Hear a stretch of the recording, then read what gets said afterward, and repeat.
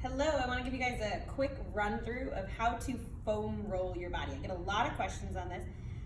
And foam rolling is great. You can get a short one like this, or you can have a full length foam roller. This is just what I have handy today, so this is what we're going to use.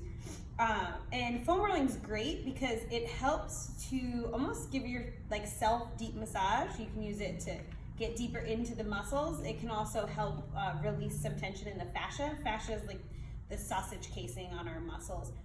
I really try to avoid rolling out ligaments and tendons as much as you can. Definitely avoid joints. So we're focusing more on the muscle and some of that connective tissue.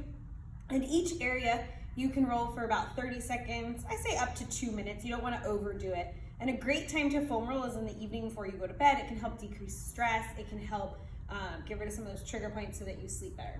So we're going to start with the feet, and we're going to move all the way up to our neck. So with the feet, you can just take that foam roller and you can just massage back and forth, kind of roll your foot in and out.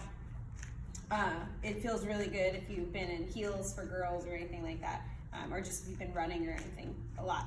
So go ahead and do both feet, and then we're going to move our way down to the legs.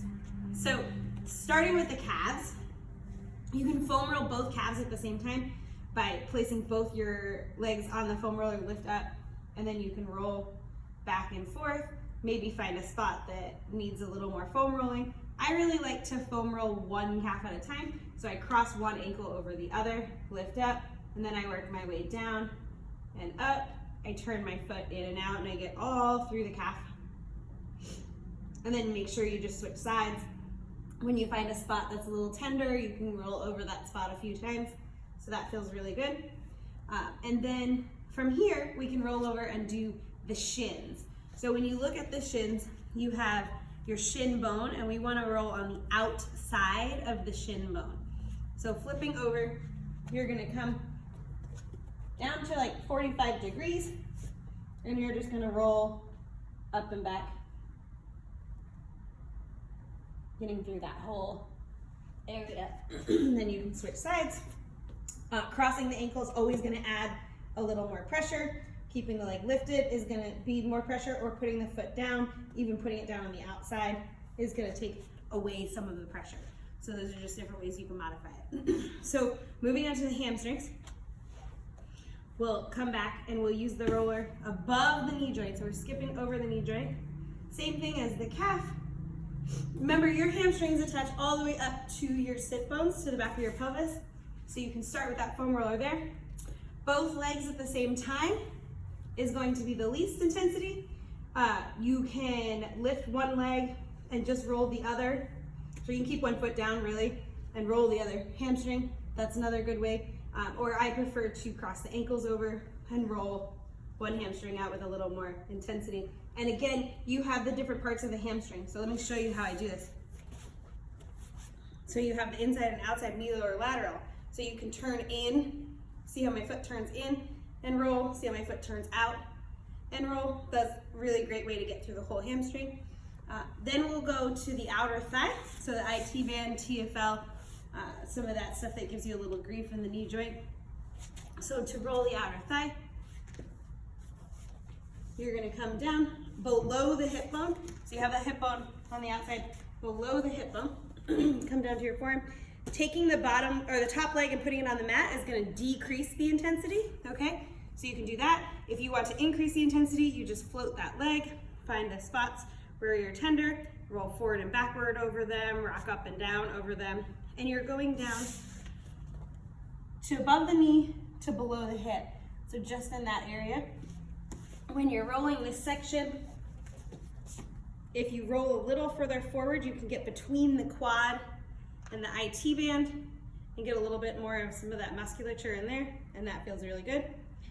And then from here, we'll roll right over and go into the quads. So arms down. Again, you can do both legs at the same time and roll.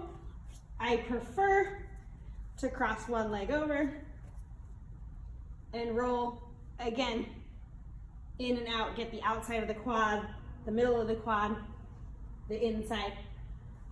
The quad goes from the part we're rolling. We're gonna go from above the knee to the front of the hip. So this can be tender up in here, just be careful, pay attention to how it feels. And then the inner thigh is kind of an awkward one. You take your foam roller at about 45 degrees, and you take your leg up and across, and then you can roll up on that. I don't really like rolling the inner thigh, it just feels awkward. But you can get in there if you have some tender spots. That's the easiest way to roll it. And then we can move up to our glutes. So we can roll mainly through the glute max, piriformis, some of those external rotators. Taking your foam roller down. A few things you can do. If we're gonna roll through the left side, I can cross my left leg over and kind of roll out into that area, and you could roll to the side. That's gonna help you get a little bit more into the piriformis. Roll back to the middle. You can lift the legs or keep the legs down and roll through the glute. Again, coming from the hip bone to the sacrum, but not over the hip bone and not over the sacrum. So we did it all around the legs. Then we can come up low back. I don't really like to roll right over the spine, but we can roll through our quadratus lumborum. So that is a muscle that attaches from the top of the pelvis to the bottom of the rib cage. So in me, it's not a big space because I am kind of tiny. So you can find that area, and you come down onto your foam roller at about 45 degrees, and you could just roll through that area. And you can do that on both sides. I do like to roll through the middle of the back where the ribs are. That's the rule of thumb, is where the ribs are is really safe to roll, where the ribs aren't isn't so safe to roll. So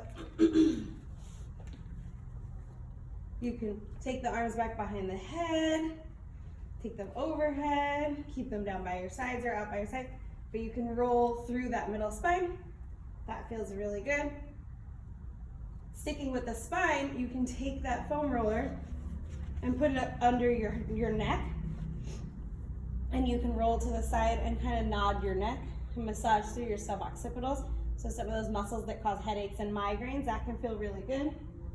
Or even just sitting here and relaxing for a little bit with your head on that, arms open, will feel really good. That'll be a nice little stretch. And then some of the other places that I like to roll are the lats and the triceps.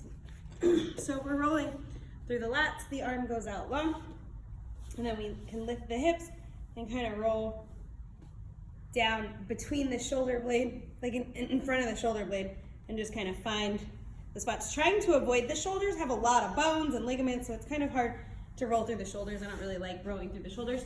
Triceps, it's nice to just take your arms out in front, flip your palms up or put them together, and you can just roll through the triceps. You can keep your arms up.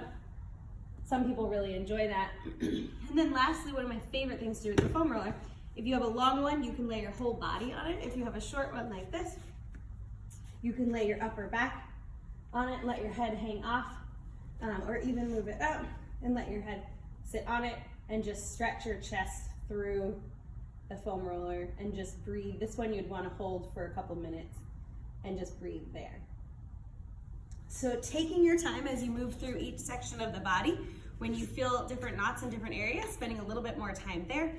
Don't feel like you have to do the whole thing all at once. The other thing I like to do is, if you use essential oils, I love to put Deep Blue on before I foam roll. So if I know my quads are really tight, I'm gonna put Deep Blue on that area, and then I'm gonna foam roll, and it just helps to release it even more. Or if I have a headache or anything, I'm gonna put past tense or peppermint on my neck, and then foam roll out up on the upper neck, and that feels really good. So just some of the tricks that I do to help keep my body moving and flexible and injury-free.